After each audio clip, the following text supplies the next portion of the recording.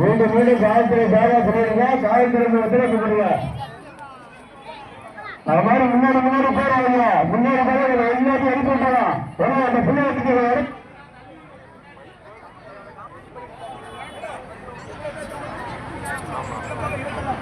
இந்த பக்கம் ஆம்பளைலாம் நிற்க தெற்கு பக்கம் ஆம்பளைலாம் அப்படியே வடக்கு பக்கம் வந்துருங்க. சொன்னா பதவி வைக்கணும். லேடிஸ் பக்கம் நிற்க வேண்டாம். இந்த ஊர்ல பருவம்